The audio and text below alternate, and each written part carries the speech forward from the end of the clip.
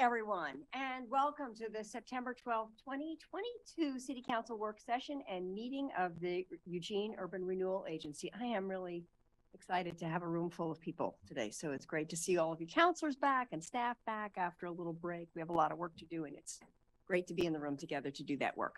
So thank you all for joining us in this hybrid meeting format we're using as our state and community continue to recover from the COVID-19 pandemic. For work sessions like this one, where there is no opportunity for public comment, those wishing to access the meeting can do so by watching the live stream available on our website, broadcast on Comcast Channel 21, or by calling into one of the phone numbers listed for this meeting on the public webcast and meeting materials web page. And thank you again for joining us. And with that, I will call this meeting to, I guess what I'm doing is I'm calling the meeting of the Eugene Urban Renewal Agency to order.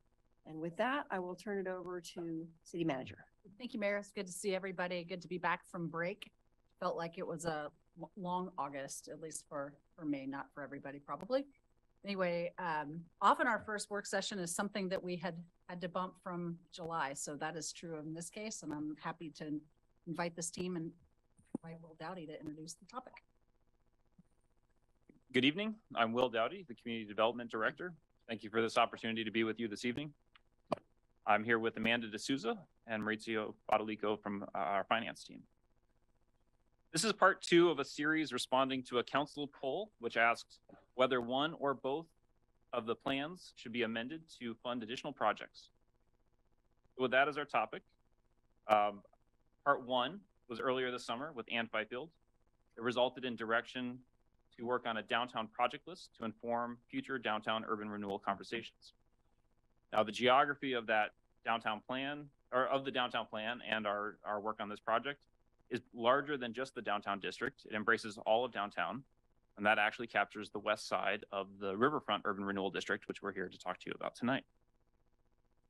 It's a bit of a coincidence that these two urban renewal districts, the downtown and the Riverfront, that we're talking about their futures at the same time. They're both of them are nearing a sunset, and that wasn't planned. That's just they're on different ways of keeping track, and it just so happens that they're both here, both reaching their end, and so there's it prompts a choice. One of the differences, though, between the two districts, as Amanda will tell you, is that this Riverfront district has remaining projects that council has identified or the agency board has identified, but have not yet been funded. Today's presentation is for information and discussion only, and will provide background for future conversation. Thank you.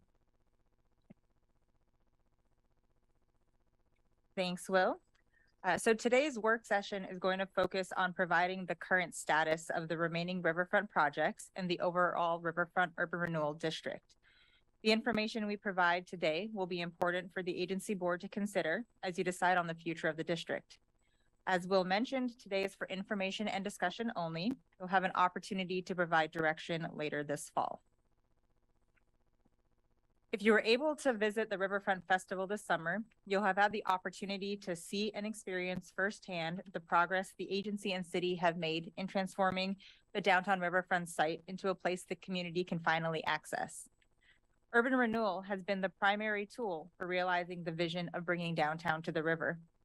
The Riverfront Urban Renewal District is set to sunset in 2024, and the agency board will need to decide how to move forward, whether to let the district sunset, and if so, provide direction on how to use the remaining funds, or whether to amend the urban renewal plan to increase the cap to fund remaining and/or additional projects. Projects in the Riverfront District can generally be grouped into 3 categories.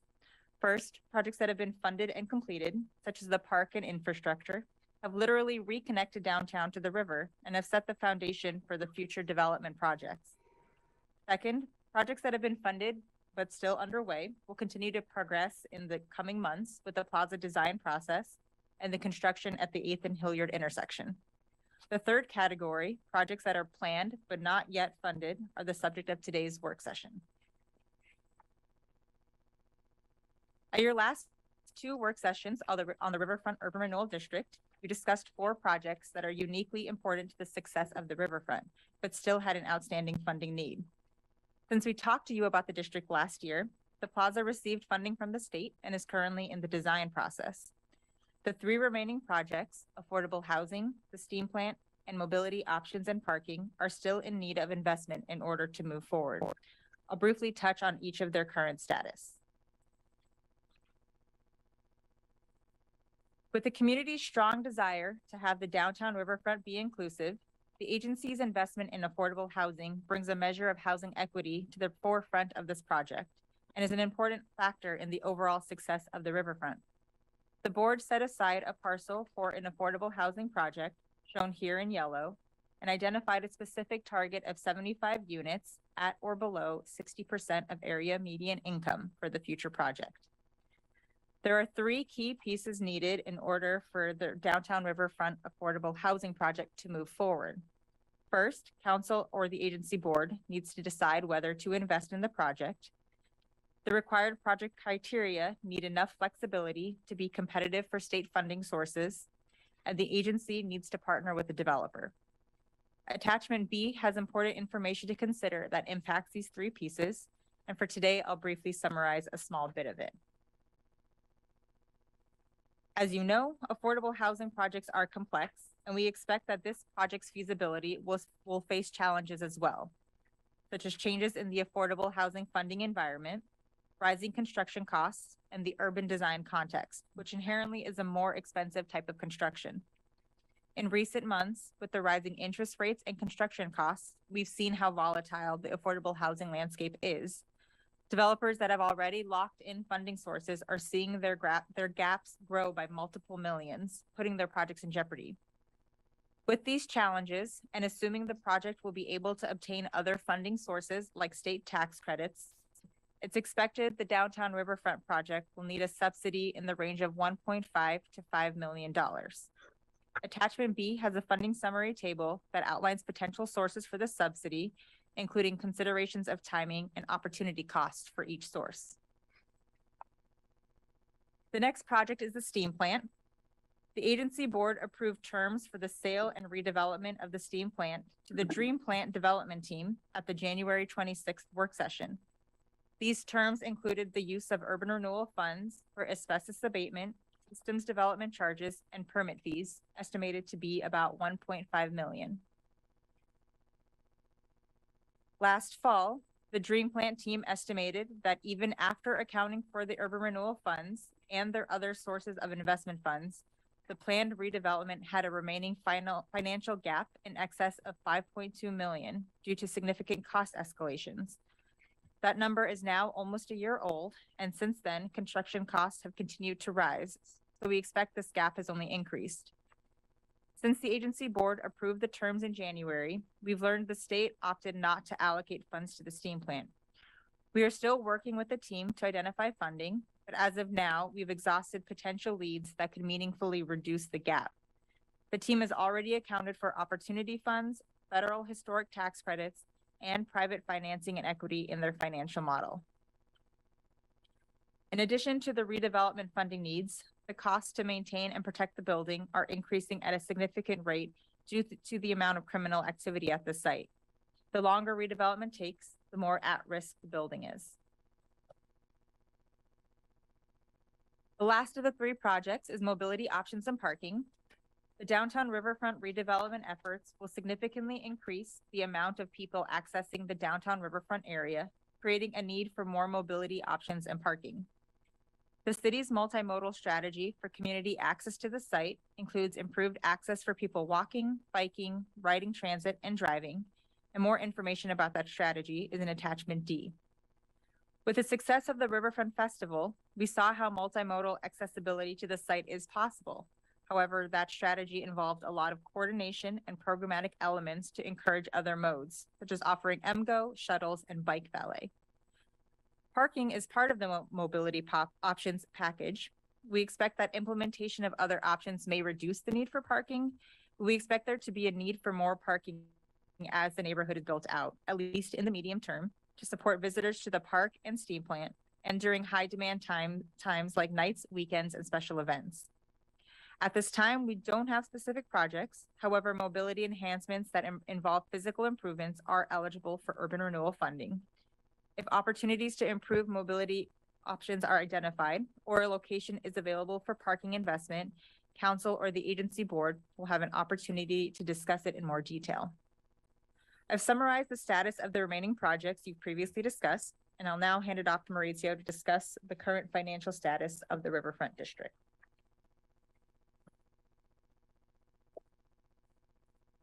Good evening. My name is Maurizio Badalico from the Finance Division, and I'll be providing a brief overview of the Riverfront District's projected financial capacity. This information is also summarized in Attachment E. So let's start by reviewing the projects that have already been approved for funding up to and including the current budget. These projects consist of both phases of infrastructure, including repayment of bonds issued by the city, the 3 eastern railroad quiet zone crossings, including acquisition of the manufactured gas plant site from UWEB, the Riverfront Park, initial plaza design and construction, and funding to support the approved steam plant deal points that Amanda mentioned. There are also a couple of expenses previously discussed with the agency board that will be included in next year's budget when additional land sale revenue is received. These expenses include repayment of a loan from the city during phase 1 of the infrastructure project and replenishing the loan pool for the Riverfront Business Loans Program. This loan pool was previously repurposed for infrastructure funding with the intention of replenishing it with future land sale revenue. So after taking into consideration all estimated district resources, including property taxes and land sale revenue, and all budgeted and committed expenses through FY24, the Riverfront District's projected financial capacity for the remaining projects that Amanda reviewed is $1.5 million. It is important to note this is an estimate based on what we know today, and the estimated capacity could fluctuate as actual events unfold between now and the end of FY24. And with that, I'll hand it back to Amanda.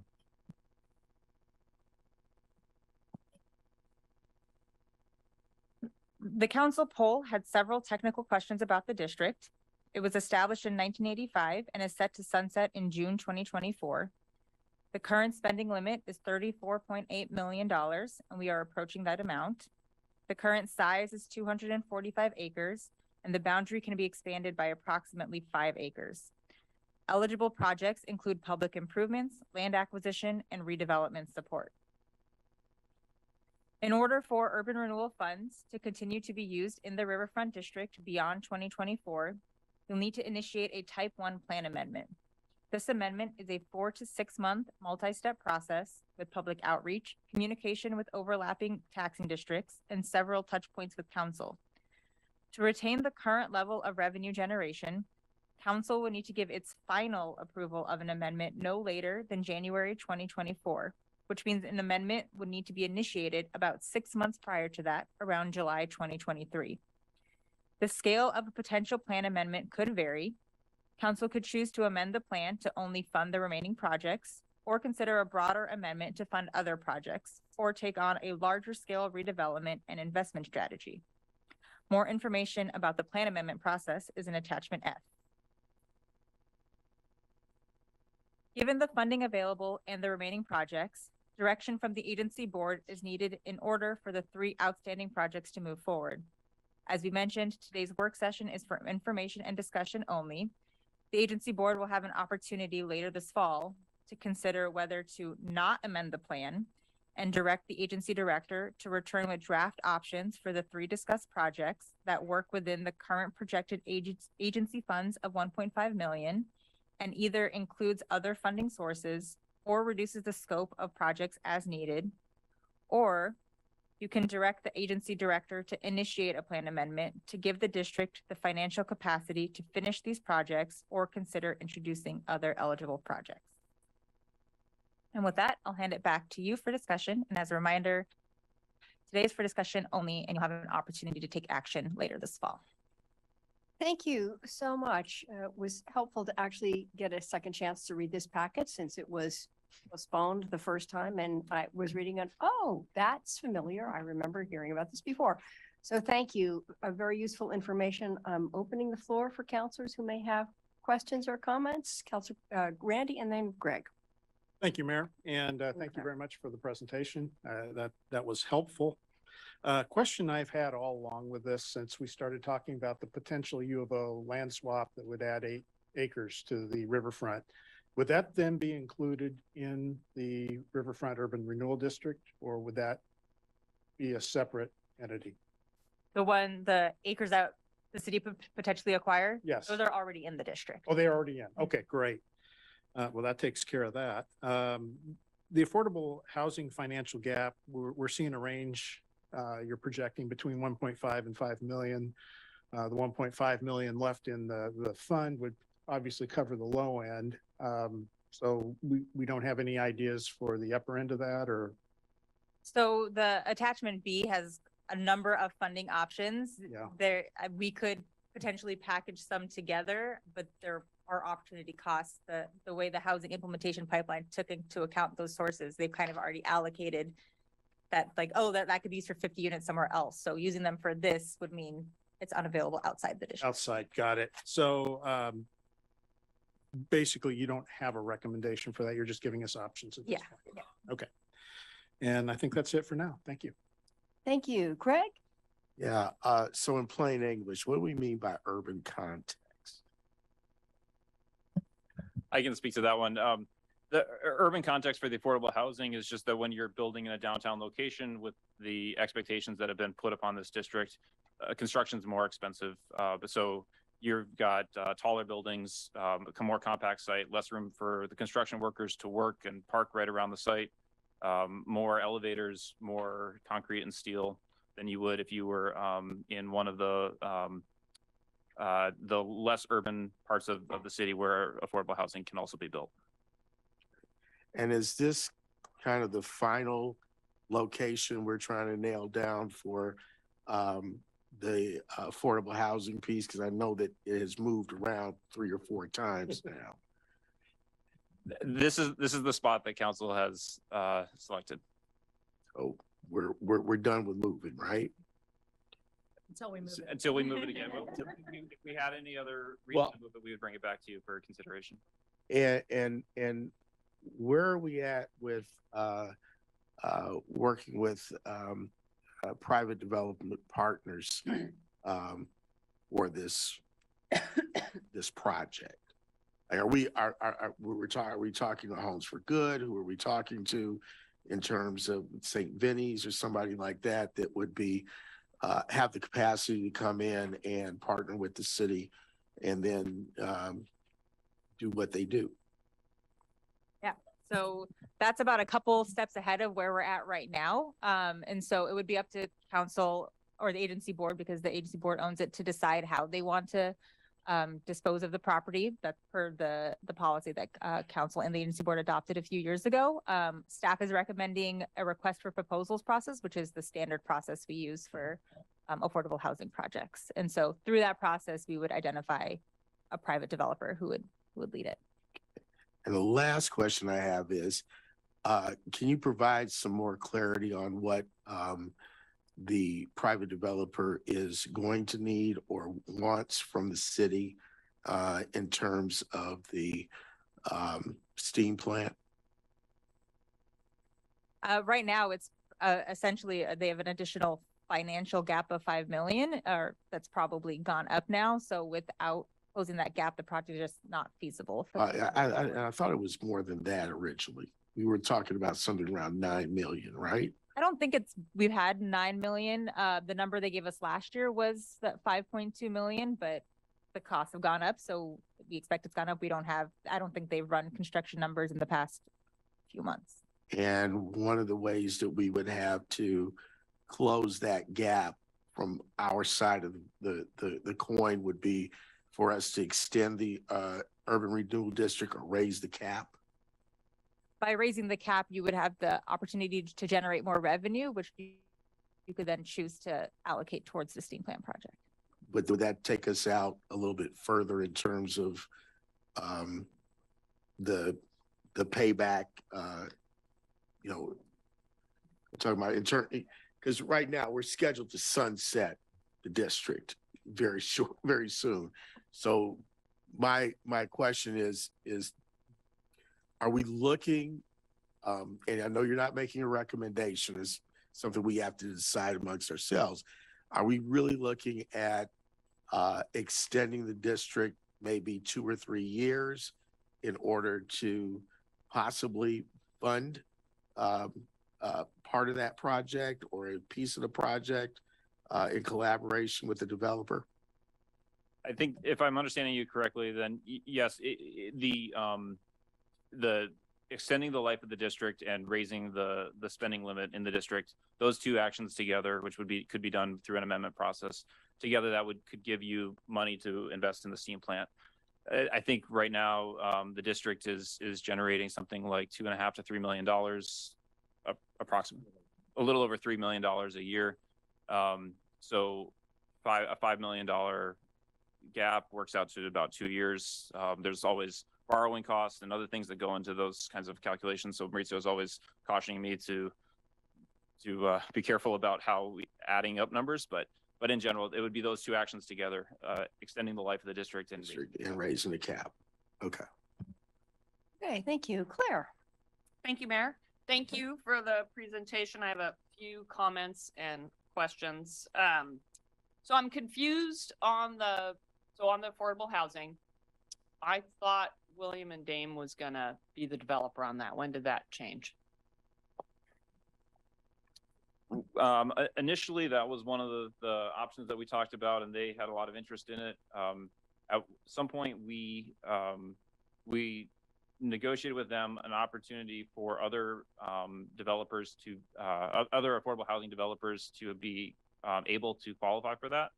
So at this point, it would be an open process that anyone could participate. So it would be any of our local providers who you're familiar with, and it could be anyone else as well. Okay. All right. That's helpful. Thanks.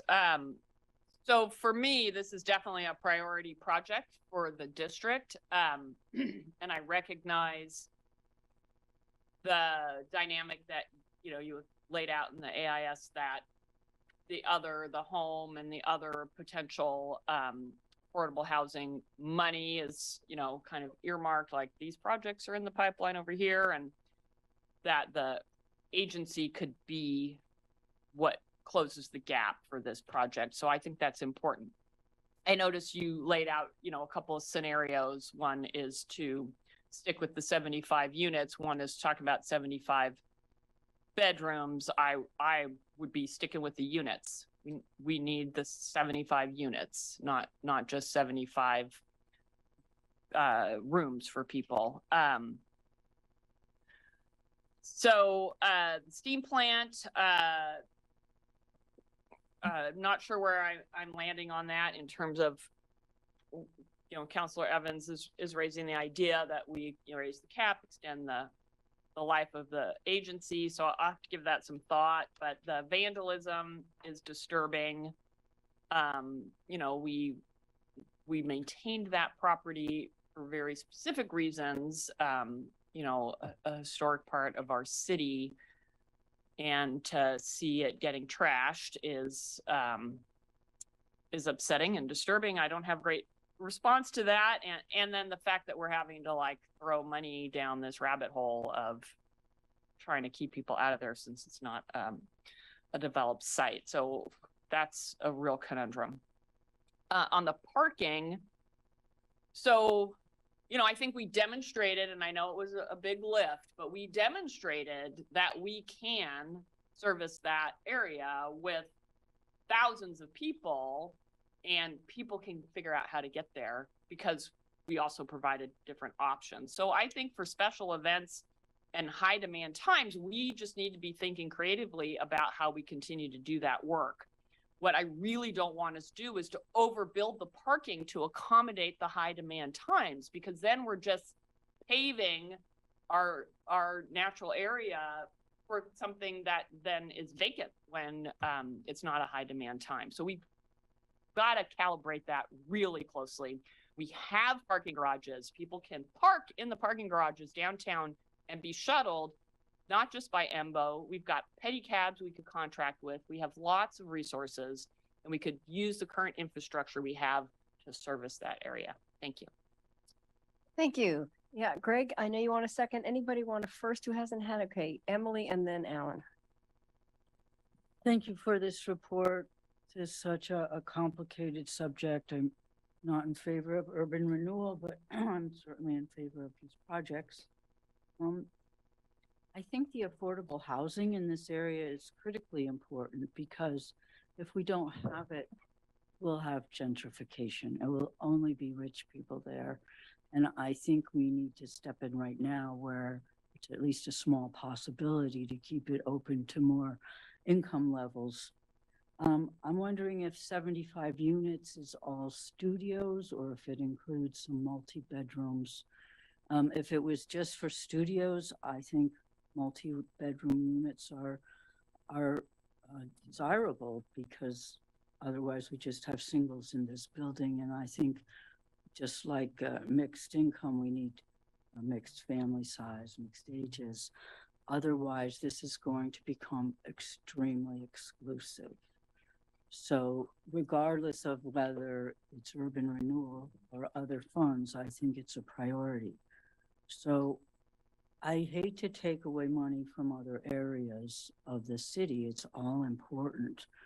But this rises up to a place that we will lose for affordable income. So that's a real critical thing for me. This steam plant vandalism it makes me cry. It's such a beautiful building, and that people would be so selfish for entertainment is just a crisis. I'm sorry the state didn't want to fund that because as I've said before, I think it's a beautiful project and opportunity for our city. So I don't really look forward to the rest of this discussion. I'm looking forward to solving the problems. Thank you. Hey, thank you. Alan. Thanks, Mayor. I'm actually fine with the urban renewal district sunsetting in 2024. I think that was the plan, and I wouldn't mind seeing it fulfilled. But I know I'm in the minority on that. As far as the three projects are concerned, my priority order would be affordable housing, steam plant, or parking. But I'm also interested in not necessarily having the extending and raising the gap or the debt ceiling so that we can add more to this, extend it and add more to the possible spending pool. 1.5 million could help that affordable housing project, but I think it's a priority project for me too, in terms of the overall scheme of the city. But I guess one of the questions is, have we ever used urban renewal dollars for affordable housing project? Not including this thing, which is student housing, but not that I know of. Yeah, you allocated about 1.1 million for 1059 Willamette, which is the mixed income housing. So that's 51% will be income limited to 80% AMI. That was the land, wasn't it? It's land plus 1.1 million of urban renewal dollars. Yeah. Or sorry, 700,000 of urban renewal, 400,000 from the MUPD fee. The MUPD fee. Right, the trust fund, right. And I'm looking at attachment B on page 16 of our packet, all the different ways of getting money for affordable housing projects, home funds, SCDC exemptions, the housing trust fund, OHSC gap financing, tax credits, other kinds of things to get these done. Traditionally, all the projects around the city have been done in that way without urban renewal. So I think there's lots of options to be able to actually make that happen. As far as the steam plant is concerned, I think it's a cool project, but I'm not really that interested in plunking more money into it, especially not in the tune of $5 million. It would be an interesting analysis. I was talking to the mayor earlier today about doing an analysis of the rate of return on our investment with and without the $5 million, including all the tax revenue we'd get from it over time, plus the jobs, what's the public benefit associated with it. That'd be an interesting analysis to see what that return on investment would be. With regard to the parking, I'm where Claire is. I agree with everything she said. I remember when Jennifer was coming onto the council very early on, we had a meeting and I said, like it or not, we talk about parking more than anything. She looked at me funny, like, what? And we talk about parking more than anything. So that's bottom of my list of things to use the money for. And this would be a surface lot, right? I was a little confused by the way this was laid out in the parking section. I didn't find much mobility in it. It's mostly about parking. I have just one question about, it's 75 slots or 66? So that lot is already, its parking is being preserved as part of the intersection improvements happening at 8th and Hilliard. So that parking lot is already happening. It's under starting construction last month. And so it's beyond the parking options that you'd be considering would be beyond that. Okay, Jennifer. Thanks. So for me, the affordable housing project is a critical part of this larger plan that we're doing. So if I was going to extend the urban renewal district for anything, it would be for this housing project. So I think it would be, I think the project as a whole, I would consider a failure if it didn't have an affordable housing complex in it. So for the steam plant, if we're thinking about investing additional money, I think it's critical to identify why exactly it's worth that much money, right? Are we investing because we find the building interesting looking? Because we can recreate that maybe for cheaper, right? Is it because of the history of steam in our community? I'm pretty sure none of us would pay, $6 million for an exhibit on steam, right? So, but we could do that for much cheaper without the building. And now, is it the proximity to the river? That's something we can't replace because of the rules.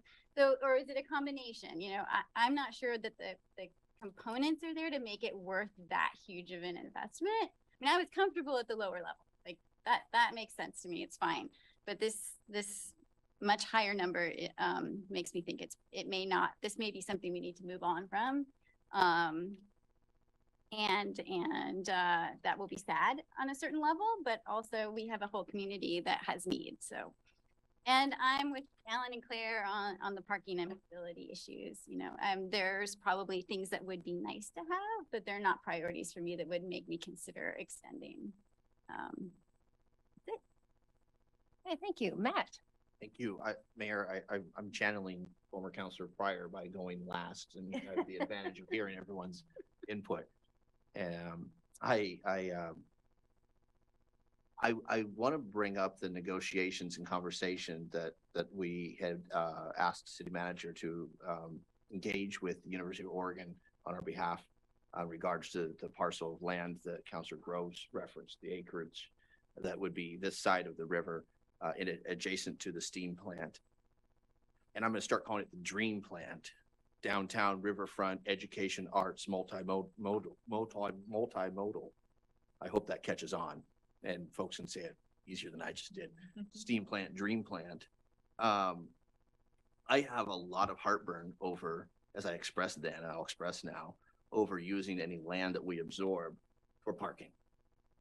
Just parking is not, it's a non-starter for me. We have indicated, as my colleagues have mentioned, that a world-class event can draw folks from all over the community using a wide array of transportation options, as we saw.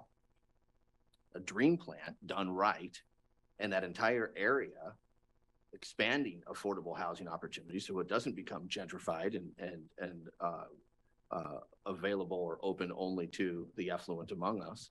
A dream plant done right could be an incubator hub that features food trucks, as discussed at this council, budding small businesses, music, live theater, and a wide array of those transportation options that I alluded to get folks to the location.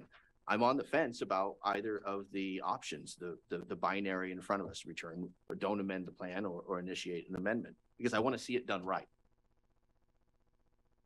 But as Councilor Ye indicated, housing would be at the top of my list for priorities. So regardless of what this council does, I look forward to a robust debate. Whether we initiate an amendment or we don't amend the plan at all, and those three options come back to us, I would want those options to be housing, housing, and housing. That might not be possible, but I want housing to be a top priority, affordable housing to be a top priority. And I hope Dream Plan catches on. Okay, Mike. Thank you, Mayor. Will, I was wondering if you could remind me of the number of parking places additionally that our plans call for, or that we have previously discussed planning on that we don't yet have for the area. Do you want to take this? So when we began negotiations for the steam plant with the development team there, the Dream Plant, we talked about working with them to find 150 off-street spaces. So that was one of the early pieces that we talked about, and I think we've shared that number with you. We've also, without being as specific about numbers, we've certainly been talking with parks about the opportunity, as Amanda described, for additional parking that could support the Riverfront Park. But that one didn't have as specific a number to it. If you had to speculate, you'd call it something in the neighborhood of what to support the park? Actually, I would, the number we've been using is that we've been using that 150 as the benchmark. And so that every time we talk about that seems like a reasonable number to provide a lot of access, but we haven't gotten a yes or no on that. Incorporate both the park itself and the steam plant, yes? Yes. Do you happen to know, just offhand, within a range, how many parking places there are across the river at Alton Baker Park?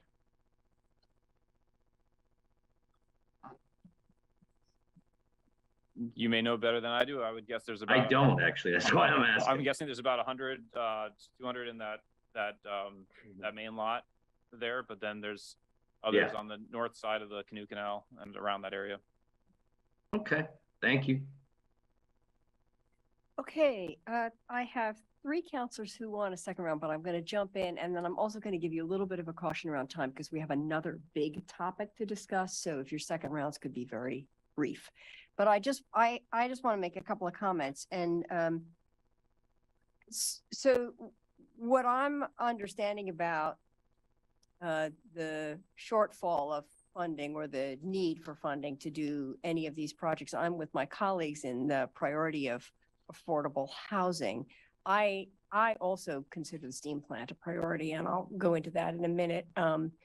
And between those two, in the worst case, we're looking at approximately $10 million. I mean, the high end of the cost for affordable housing and the approximate number, which may go up. So let's say we're talking about $10 million.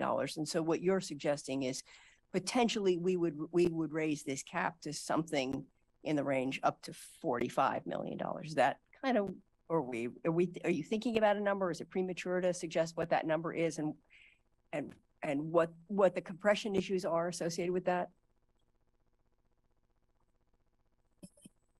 I would say 10 million if you want to just fund the projects we've talked about. If you wanted to consider other projects, you could raise it more than that. But that's the council's discretion. Okay. And once we start talking about a number, then we can certainly do the calculation, right, figure out how long that would take and all of those other things. Okay. Along with it. But ballpark, it's raising about 3 million, a little over 3 million a year. So you can kind of use that as a gauge, a rough estimate. Okay, thank you. The second thing is that I do want to advocate for continuing to look at investing in the steam plant, the Dream Plant. This is not going to happen without that investment. Without doing it, it's a loss to us, pretty significant loss in terms of maintaining it. My understanding historically is that urban renewal districts are there to spur economic development, and that's exactly what that project is. It's about long-term economic development, taxes, prevailing wage jobs. It's a good economic development investment. And so and a reminder that we have private developers who are putting in almost $50 million of private money to make that happen. So yes, we might bump that up to as much as a tenth of that cost, but I think that council should consider what the long-term benefits are and not get too stuck on what the short-term cost is. I think that's an important calculation. So that's sort of part of my answer to why the steam plant and why does it matter? It's an anchor. It's the other end of this very, very important public investment. And I think we need to put the money in there. But I join my colleagues in my ambivalence about investing in parking. And it would be great for us to invest in other ways of people getting there. So with that, I'm going to hold you to sort of short rounds. I have Greg, then Claire, then Alan. So if you can keep it tight, that'd be great. Yeah, my question is brief because Mike already asked part of it. What does it cost now per space to create a parking space? Last time I heard it was something around $65,000 to $75,000 per space, depending on the kind of development that you were doing.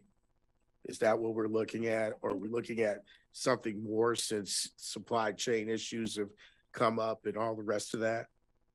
That might be for structured parking. The only figures I have at my fingertips is 2 years ago for like a 75 stall surface parking was about $300,000 to $400,000. That's probably gone up now, but Total? total. And that's for basic surface lot.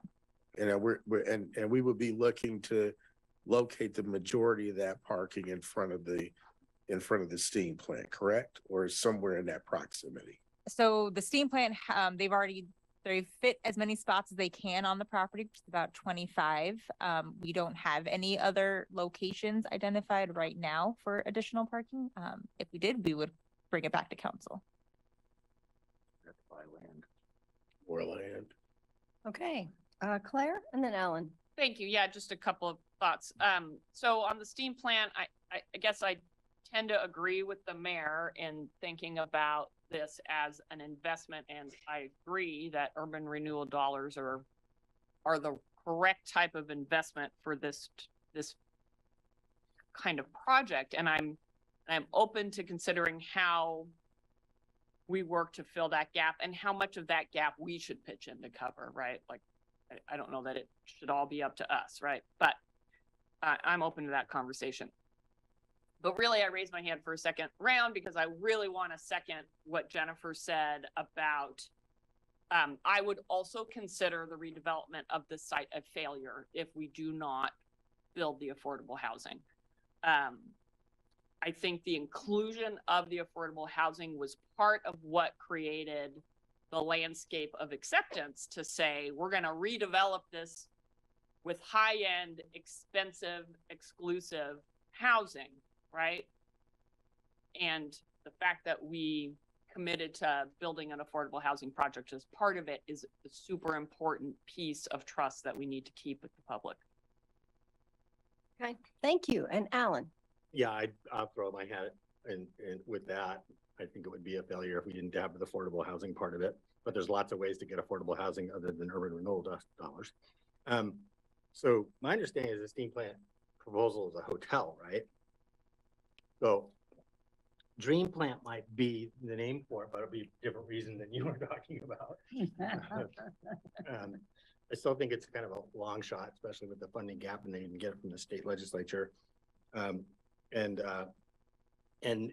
the mayor's right. If we don't do something with that project, we have to demo it. That's going to cost something. So that might be another savings in the calculation of the ROI or investment in that. But there are other dollars to work on that project as well. What about the EWEB headquarter parking?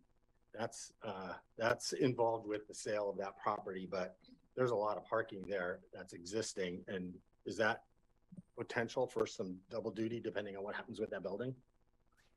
So the EWEB headquarters parking, it will depend on who ends up purchasing the headquarters. And so I'm not sure we can necessarily rely on that to fulfill our needs. We're certainly open to working with the future owner, but hard to say at this point. Yeah, it exists. It might be something that we could share. I would just add that's the kind of example when we say we don't have a parking option for you to consider at this time, but if we have one, we will bring it to you. If EWEB or a future buyer of the building is interested in a conversation with us, then that's the sort of thing we could bring back if we thought urban renewal would be a use that could help us get us parking. Right, and if it were a office building at regular hours, 9 to 5 workday, then evenings and weekends, the parking would be pretty much available. So if I understood right, Mauricio, $3 million a year is what it's bringing in. We wanted to add it, if we wanted to get $10 more million, we'd add it roughly 4 years. Yeah, you can roughly do the math. It gets a little more complicated if you borrow the money and then you have interest costs on top of it. No, I just want to be simple. But yeah, keeping it simple, you could do the math and assume about 4 years. Yeah. Maybe 3 if it grows fast, and maybe Right. 3. But then all the borrowing costs and interest and all that, you have to add in. So Yeah, I you was can do the easy math. Okay, thank you. Mike, I'll give you one more short round. Yeah, I gotta stick this one in there and just say, yeah, there's more than 200 parking places there. We can get it at, compared to building it somewhere else, relatively decent prices. Plus we get 100,000 square foot building for City Hall thrown into boot. So I just don't know why we can't have an intelligent conversation about that, but okay, thanks. Had to get that one in. Okay. Good point, Mike. We need to talk about it. Never thought of that before. Thank you very much. All right, thank you so much for this presentation. We look forward to the following follow-up conversation. And with that, I adjourn the meeting of the Urban Renewal Agency, and we'll open the meeting of the Eugene City Council work session. And we'll again we'll take a few minutes to transition, and then I'll turn it over to the manager.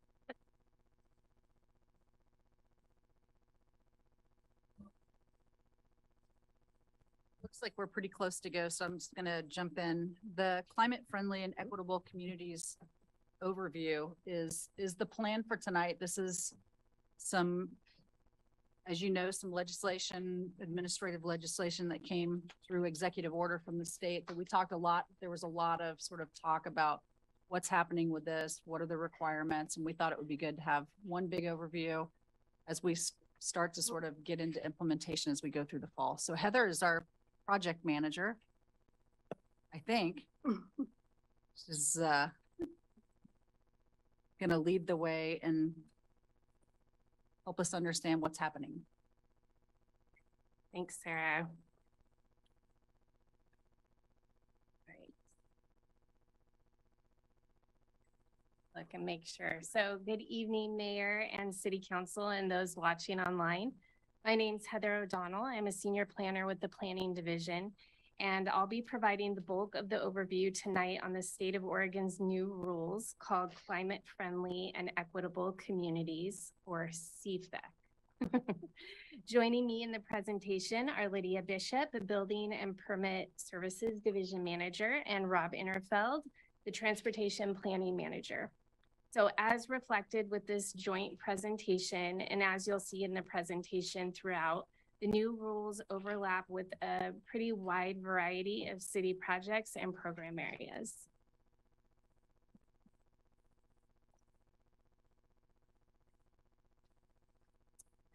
So tonight we'll start with the background for establishing the rules and how the rules overlap with other city efforts. The bulk of the presentation will be an overview of each of the main components of the new rules, and then we'll wrap up the presentation by touching on the next steps to implement the rules. So there's a lot of information in this presentation. As the mayor forecasted earlier, the presentation is almost 30 minutes. And frankly, due to the complexity of the rules, we're really still getting to understand them. So rather than, just wanted to say upfront, so rather than trying to respond to all your questions today, after the presentation, we'll document your questions during the remaining time and ask you to email us any additional questions. We'll plan on responding through a memo to council and at subsequent work sessions. So first, we'll start with why the state is asking us to do this work. In 2007, the Oregon legislature adopted a goal of reducing greenhouse gas emissions 75% below Oregon's 1990 levels by 2050. According to the state, Oregon is particularly off track in reducing pollution from transportation, which is responsible for about 38% of Oregon's climate pollution. Oregon, including Lane County, have seen recent wildfires, as we know, heat waves and flooding that have resulted in deaths, loss of housing, and major economic damages. Studies also show that Eugene's climate is forecast to change, with dry months becoming hotter and drier with increased wildfires, and wet months having more rain and flooding with less snowpack. The state estimates that on Oregon's current path, transportation pollution will only be reduced by 20% by 2050. And so this chart here shows in gray the gap between Oregon's current trajectory, the top line, and Oregon's 2050 goal, which is the bottom line. In addition, the state has found that Oregon has a history of discrimination and racism, including in land use and transportation decisions, which have disproportionately impacted communities of color, displacing and dividing communities, and limiting access to housing in neighborhoods and to housing choice. Studies have shown that climate impacts are also disproportionately felt by lower income community members, as well as by communities of color. So in response to these findings, Governor Brown issued an executive order in 2020 directing state agencies, actually impacting about 17 agencies, to take actions to reduce and regulate greenhouse gas emissions and mitigate the impacts of climate change, while at the same time centering the needs of Oregon's most vulnerable communities. The governor also reinforced meeting the statutory greenhouse gas emission reduction targets. The state's chart, which is shown here, shows Oregon's current trend in the middle bar compared to the 2050 goal on the far right bar. To implement the executive order, the state's subsequent rulemaking process aimed to significantly strengthen Oregon's administrative rules so that transportation and housing planning result in further pollution reduction and more equitable outcomes. The new rules focus mainly on Oregon's 8 urban areas with populations over 50,000 people, which includes Eugene and Springfield area. And it also added specific standards regarding underserved communities and equity analysis in land use and transportation planning. The rulemaking process had an advisory committee. Rob was the city's representative, and I was added later as an alternate.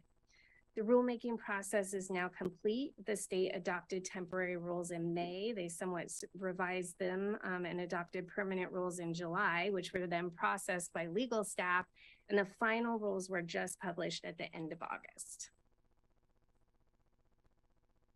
So with transportation accounting for 38% of Oregon's climate pollution, the state sees that in order to reduce driving, cities' land use and transportation plans and cities' land use regulations need to work together to bring land uses closer to each other in certain areas where a mixture of uses allows people to live, work, and play, and that these plans also create infrastructure that is more supportive to biking, walking, and transit.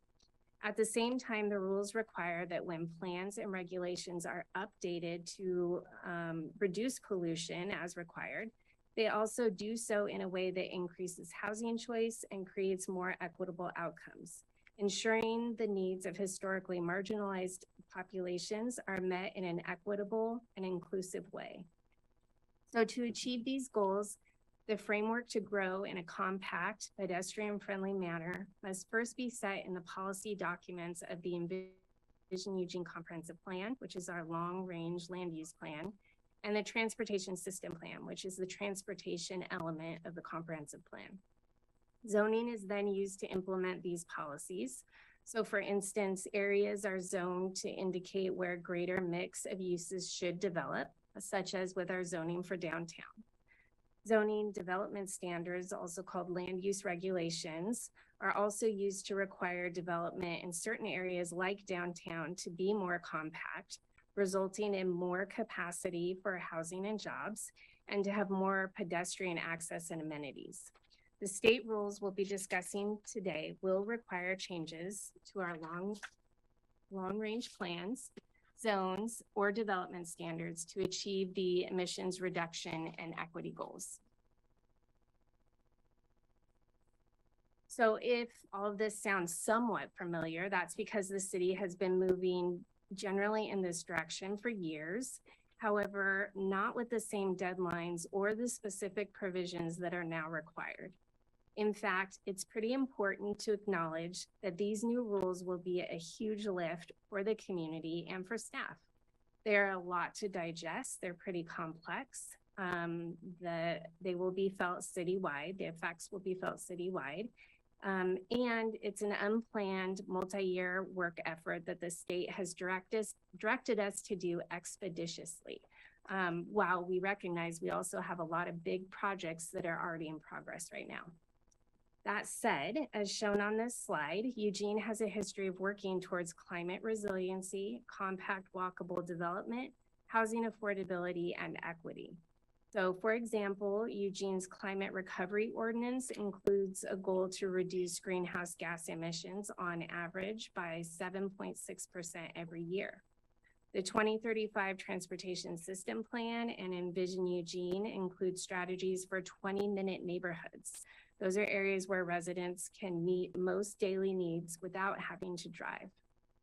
And most recently, the Middle Housing Code Amendments project, the outreach for that project aimed to meaningfully engage and get input from historically marginalized populations. So we can look at how we can leverage these existing efforts when we're implementing the new state rules. These next several slides will touch on each main component of the rules and at a high level what is required for implementation, starting with the items that have the soonest deadlines to the last, and we'll come back to deadlines at the end of the presentation. Deadlines are also in attachment C of the meeting materials.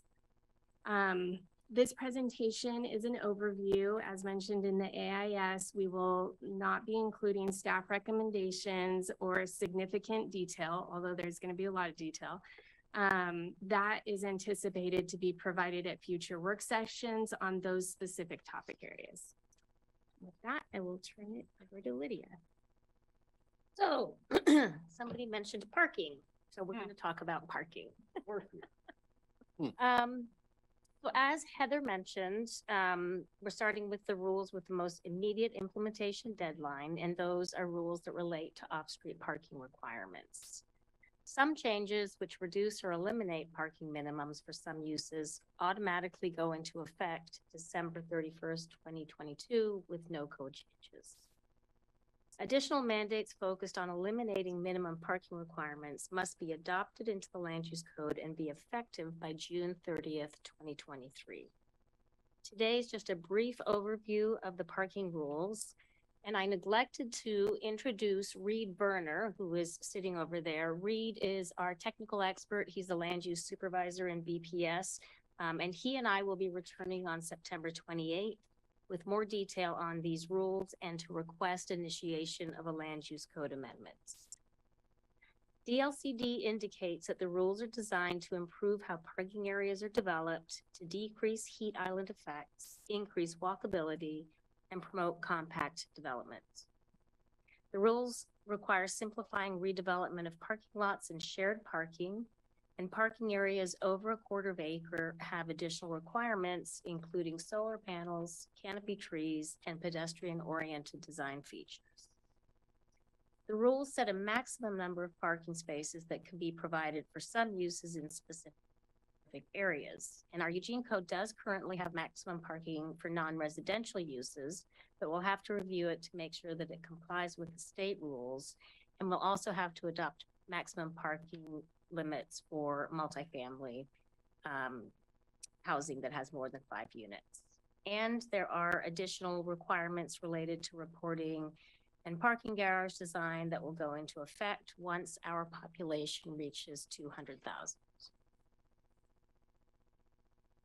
So the rules we'll be discussing further on September 28th require cities reduce parking mandates, which are the minimum number of off-street parking spaces required for new development and many changes of use.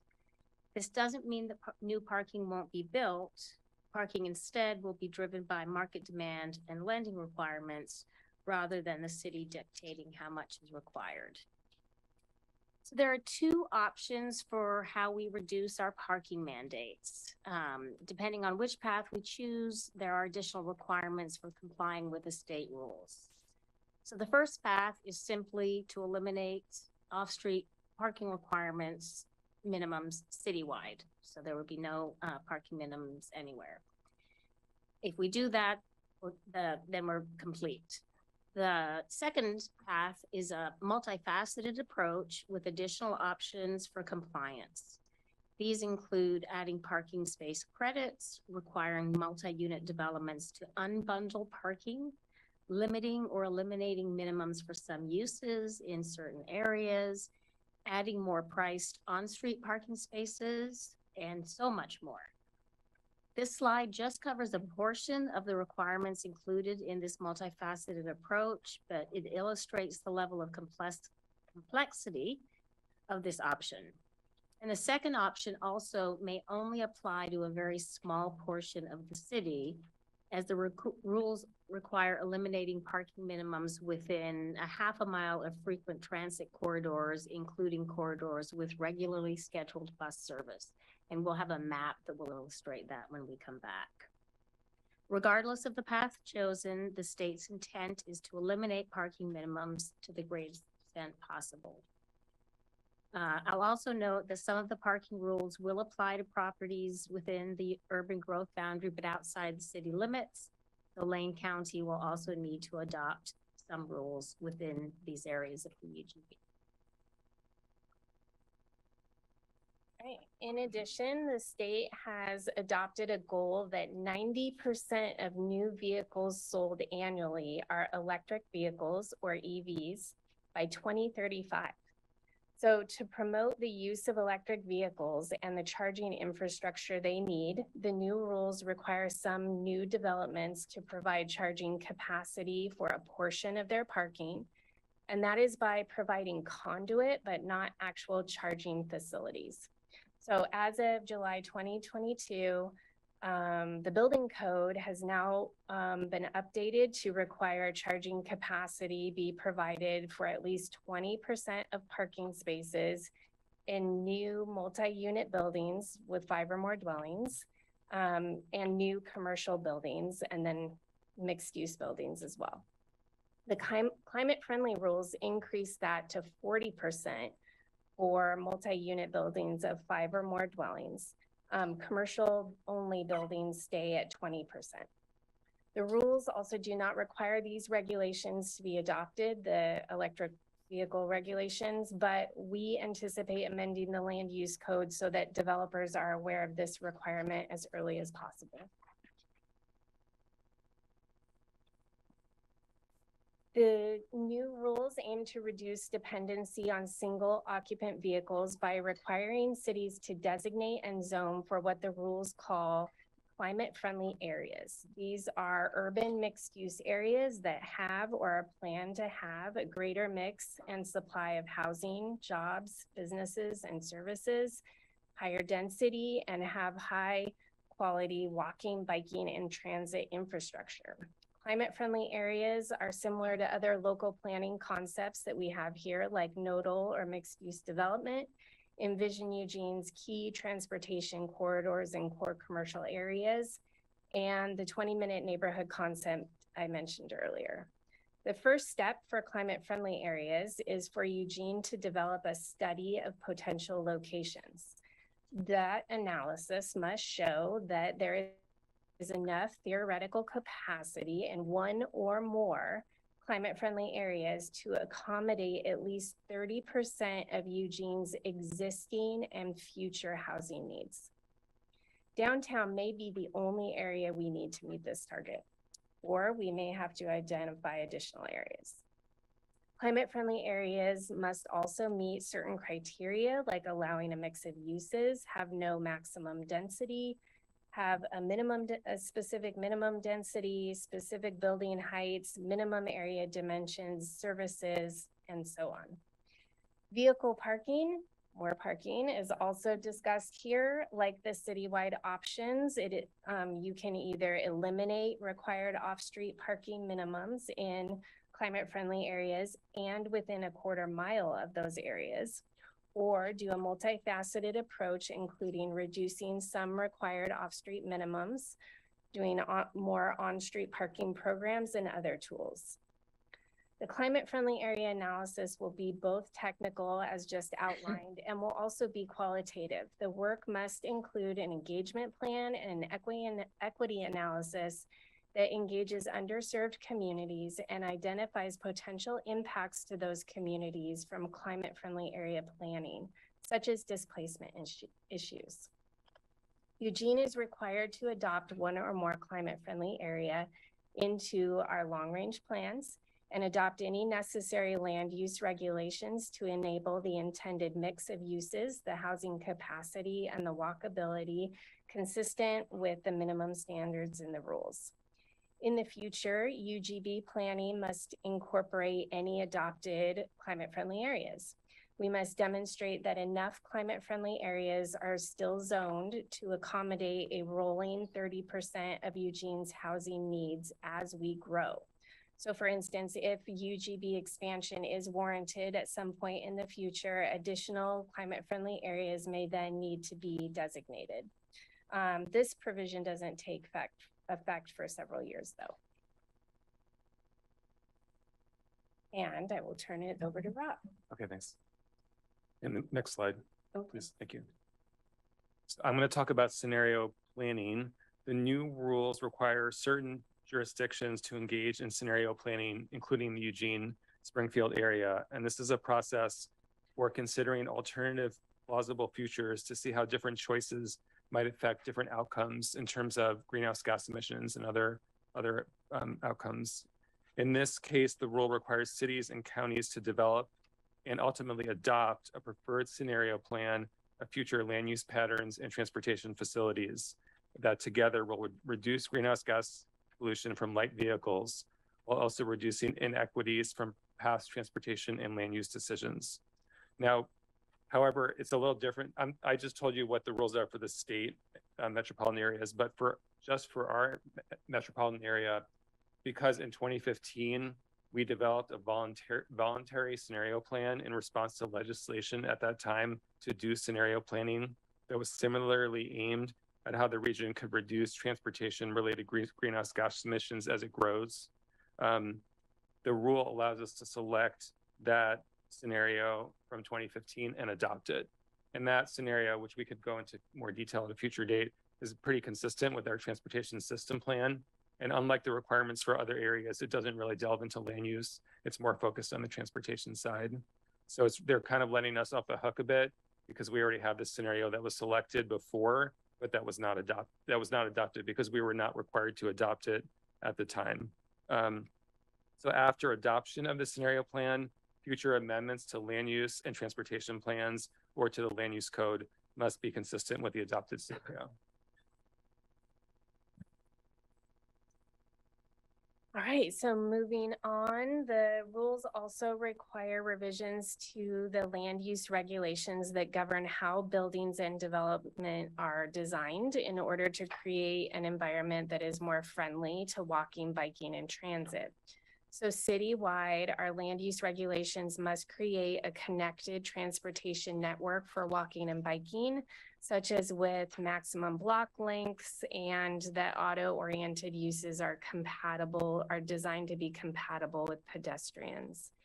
In mixed use and commercial districts, regulations must include pedestrian access and circulation, access for people experiencing mobility disabilities, development oriented towards transit, and other provisions.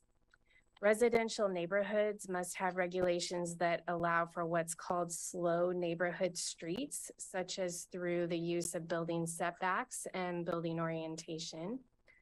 Land use regulations must also allow development of what's called low car districts, where walking is the primary travel mode. And finally, land use regulations must protect current and future transportation facilities, such as through things like driveway spacing and more notifications to state transportation agencies for certain types of land use applications than they're getting now. The rules will also require that Eugene's long-range transportation plan, Eugene 2035 Transportation System Plan, to be updated with policies and strategies for a connected walking, biking, and transit network, and the facilities needed to support and encourage more trips by these modes. Updating the TSP to include the preferred scenario plan discussed earlier that triggers what's called a major update to the TSP. And as a major update rather than a minor update, most of the other amendments to the TSP that are required by the new rules will be triggered for adoption at that time. And those include things like adopting the climate-friendly areas that Heather talked about earlier into the TSP, including the transportation system gap analysis, adopting the code amendments that Heather talked about on the previous slide related to compact development and climate-friendly areas, and also prioritizing and selecting capital projects or infrastructure projects into the TSP. So updating our project list in the TSP with a priority on the project's ability to reduce greenhouse gas emissions and to benefit underserved communities. And the last requirement related to the TSP is that right now we have what are called performance standards for development, which you may have heard of as level of service standards, which looks at the amount of extra delay on the transportation system that a development causes. We will be required to have at least one non-vehicular performance measure that we apply to development in addition to that, or we could just not have that and have two other kinds of measures, different ways of looking at how development affects our transportation network. Moving back to parking, but bicycle parking. The new rules also include bicycle parking standards to further support making communities more bike friendly and reducing vehicle trips. These rules will require at least some revisions to Eugene's existing bicycle parking standards. The new rules require bicycle parking spaces to be provided in certain locations like climate-friendly areas and transit stations. And when vehicle parking is required, bicycle parking is required at twice the amount of the vehicle parking. Other bicycle parking standards in the rules include security, maneuverability, and accommodating large bicycles such as family and cargo bikes. And so as I mentioned earlier, aiming to attempt to help rectify harms done in the past and in current practices related to transportation, land use, and climate change, the new rules are geared towards centering the voices of the most vulnerable populations in Oregon during these land use and transportation planning efforts. Equitable engagement must ensure that underserved populations in our community are informed about the choices, given the opportunity for input, and given an equitable share of the decision-making power as possible. The rules also require an equity analysis in certain locations to identify the impacts of proposed projects and policies, and to identify potentially inequitable consequences or burdens that might occur on those impacted communities. As an example, an equity analysis would require determining where current and past land use, transportation, housing policies, and the effects of climate change have harmed or is likely to harm underserved populations? And if so, what mitigation strategies are necessary, and how can the desired outcomes be regularly measured and monitored? My favorite reporting, as you guys know. The city will be required to regularly report on our progress in complying with the rules and meeting the emissions reduction and equitable outcomes goals, and will be required to propose corrective actions if we're off track. So to recap, here are the main components to be adopted, generally in the order of when they are due. Attachment C of the meeting materials has the full list of components and deadlines. The rules do allow jurisdictions to request an alternative deadline for some, but not all of the components, subject to certain criteria. So staff will be looking at that option as we scope out each of the components. However, we also recognize that some of these deadlines, like parking that we talked about earlier, are so soon that we may have to move forward, assuming the deadlines as they are reflected in the rules, even if we're waiting for an alternative deadline proposal to be approved. The other thing I wanted to mention is that each of these components will have a project manager for the whole thing. So next steps to implementing these new rules. This will be a multi-year effort, and there will be several touch points for the city council, including for any amendments to land use and transportation plans and changes to land use regulations. First step is implementing the parking rules. As Lydia, I think, mentioned, the majority of the parking rules must be in effect, not just adopted, by June 30th, 2023, so less than a year from now, unless an alternative date is otherwise approved. At this time, assuming that deadline, we're scheduled for a council work session on September 28th, right around the corner, to request initiation of the yet to be determined approach for addressing the parking mandate rules. And then the Planning Commission would be anticipated to hold a first hearing on that specifically by the end of the calendar year.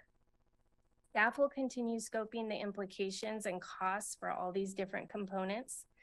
The climate-friendly implementation receives some funding for this budget year from council, thank you, and from the state. This will help us get started on this work, but we may ask for additional funds over the next few years, and we'll definitely be looking to the state for additional funding as well.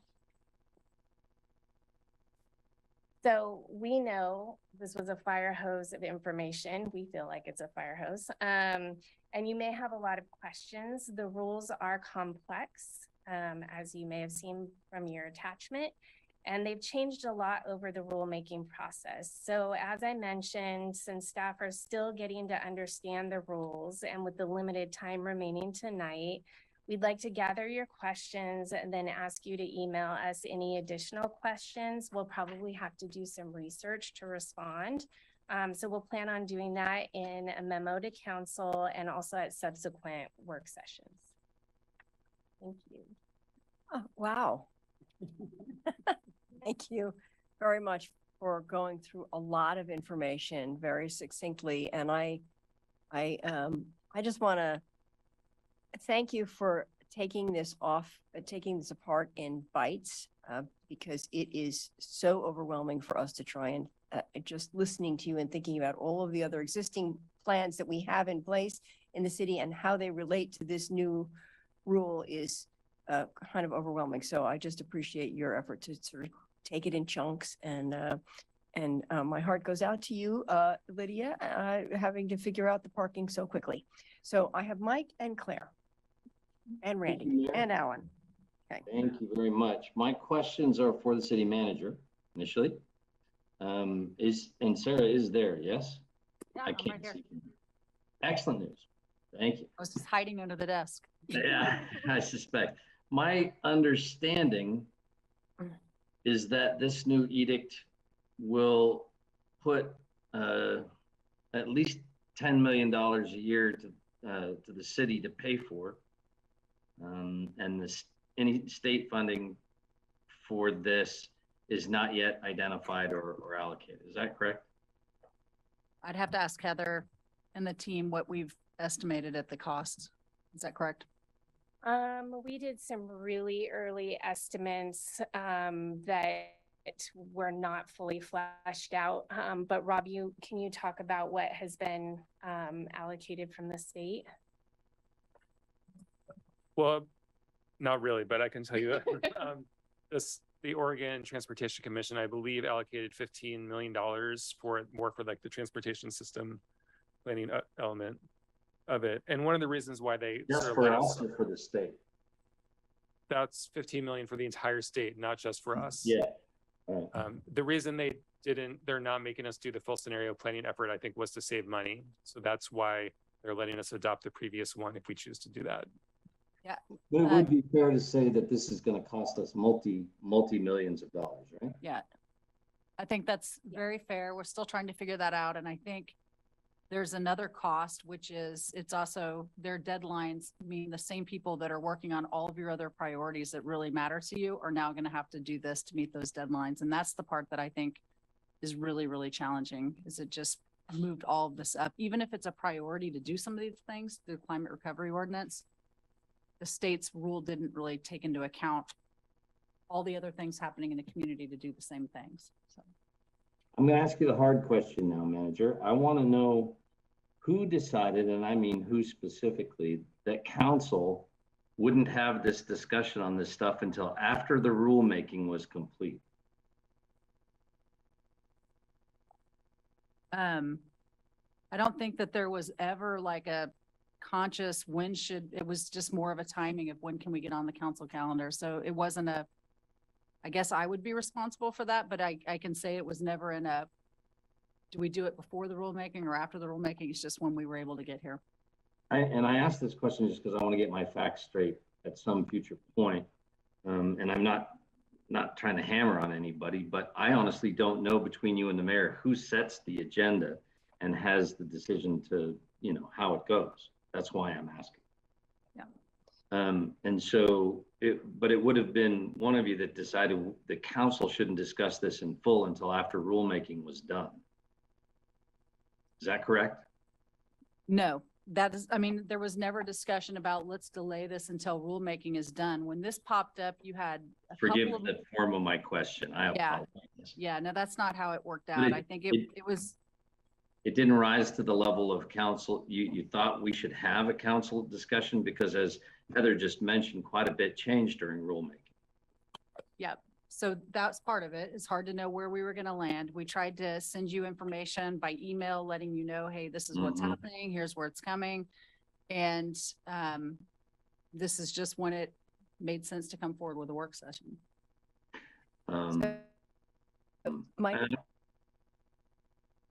Question, which is who decided that we shouldn't join Springfield and a number of the other cities to sue on this process rather than comply? So I think the question, actually, I would answer it differently. We haven't made a decision to join, and it would have been inappropriate for me to say we're joining this lawsuit. So that's right. That's part of why we're here, is giving you a grand overview of where we're at. And I think if you have questions specific about Springfield, Lawrence here, and she can talk about what they're doing. I would like to hear their option, because it didn't sound like it was an option for us to sue and join the suit and not comply. So, yeah, Lauren, I'll let you answer. And then I want to contain this because we have 5 minutes. I have 5 other counselors with questions, and the idea is to ask the questions and the answers will come back later. So just a reminder. Thank you, Mayor. So, Councilor Clark, there's not really that much to say about the potential lawsuits at this point. My understanding, and I spoke to the assistant Springfield city attorney recently, is that there are a number of jurisdictions in the state that are planning to challenge these climate-friendly rules. But so far, nothing's been filed. We don't know exactly the process they're planning to use. We don't know the basis of the challenge. It's very early in the process, although there are a handful of jurisdictions that have expressed an interest in challenging the rules. I would just say as a last comment for the members of the public that are watching this that may find it shocking, as I do, that this was implemented based on an executive order of the governor, and that I believe I'm correct that 2 candidates for governor would unexecutive order this, and only one would continue it. So that's information that may be useful. Thank you. Okay, thank you. So we're very limited time. We may need to extend, but I've got Claire and then Randy. Thank you, Mayor. I don't have any questions at this time. I just wanted to offer a little bit of additional context since I was actually involved in providing testimony on behalf of the city around this. So yeah, Mike, I think it would have been difficult to bring this conversation to council before the rulemaking was complete because it was a moving target. And part of the reason the rules changed is because our staff worked incredibly hard to lobby and provide copious amounts of technical information to this rulemaking body to try to convince them to take a different path, amend the path they were on, whatever you want to say. So our staff are heroes in this scenario. And they asked, that the rules be amended, that there be more time before that we have to implement them, that we get money to fulfill this unfunded mandate, right? This is a big deal. This is a big deal, what the state is imposing on us. We just went through a big deal with our middle housing amendments, and now we're being asked to do it again, not by our choice. So I spoke before that committee because the mayor wasn't available. So as council president and chair of the Intergovernmental Relations Committee, I, gave the city's position around, we need more time. This is, huge. And I was asked a question by a member of the committee when people before me, no one was asked a question. I was asked, given, Eugene and what you guys are doing, why don't you want to be leaders on this? Why are you resisting what we're doing here? And I answered, parking, parking, parking. Literally, that is what I said. And I said, you don't understand. We are the people, and don't feel sorry for Lydia. Feel sorry for us, right? We're the people who are going to have to implement this and make the hard choices. And the people on this committee in my estimation, did not recognize the political impact of what they are asking us to do, regardless of how many of us are like, yeah, these are great goals. We want to meet them, right? So that's where we're at. I don't think a lawsuit is the right approach, but I don't think we're not limited from complaining about what we're being asked to do here, and recognize that we've had a big, huge thing land on us uninvited. Thank you. Randy, then Alan, then Matt. Thank you, Mayor. I'll try to be brief. My question was originally around the potential lawsuit, but it sounds like we'll get more information there. And I just want to say philosophically, I find myself pulled in 2 different directions. Sometimes I complain about directions this council heads and saying that would be better handled at the state level, because then it doesn't put one community at a disadvantage with another community. At the same time, I also get frustrated when they do what I ask, because it creates an unfunded liability and takes up staff time that we just don't have to dedicate. So I'm going to be watching this closely, but I do agree with Claire in comparing it to the middle housing code and some of the challenges, not that we don't need to move in certain directions, but to me, it's about timing and cost and how we can do this in a responsible way. And I do agree. I think we're going to be taking some heat on this one too, which is fine. I mean, that's what we sign up for, but I do want to hear more about the lawsuit. Thank you. Okay, Alan? Yeah, thank you, Mayor. This is a big deal, and it's going to be a lot of work. I had 4 questions. I'll just say them quickly and you can respond to them later. The assumptions that that go into this, especially in slide number 3 and 4 about how much greenhouse gases. I don't think that they're including all the new things that the state has done, including the climate protection program, which reduces greenhouse gas emissions from gasoline and diesel. Or transportation doesn't include advanced clean truck rule. It doesn't seem to include advanced clean cars 2, which is what the DEQ is working on right now, which is what California just adopted. 100% of new sales need to be EVs by 2035. That's the rule that they're probably going to adopt in December. And then also the clean fuel program expansion, which makes clean fuel reductions, means the greenhouse gas emissions for fuels go down 37% from the current 10%. All of those on top of all this is, and I want to know how those are incorporated, because they're probably not, and that might have been good information to have. On the scenario plan, I was on the governor's task force that helped create the rules about that. And then I was on the MPO when we created it, but it was done at a MPO level. And so we have to adopt an MPO plan at the city level, and kind of want to know how that works. And then the deadlines are really fast, especially for parking. I would like to know specifically what it is that we need to do. I got all the rules, but how does that relate to where we are and what we need to do and how fast we would need to move? And then finally, the lawsuit's intriguing, but if you lose the lawsuit, you still have to comply. So those people that aren't trying to move on this, and if they lose, then they're really behind the 8 ball. So, being in a lawsuit doesn't mean we don't move. It means you actually do them in parallel. I'm not suggesting it would be in the lawsuit. We could be a free rider on that, actually, probably.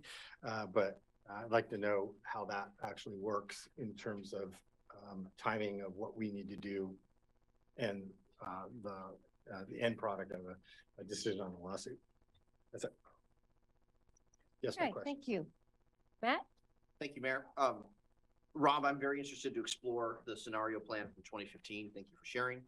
And the piece about consistency within the existing city code, in particular, Lydia, you mentioned the no parking minimum citywide. And my initial thought process goes right to the half mile of frequent corridors that this body adjusted during the middle housing conversation to be a quarter mile from an MX line, not a half mile from LTD. Is this new rule in concert with or in contradiction to the adjusted amended version of House Bill 2001 this body advanced? Okay, anybody else with a question for the next round? Okay, thank you very much. Jennifer? Thank you all. And with that, I appreciate your presentation. We look forward to hearing from you on the 28th. And with that, we are adjourned. Thank you. See you all soon.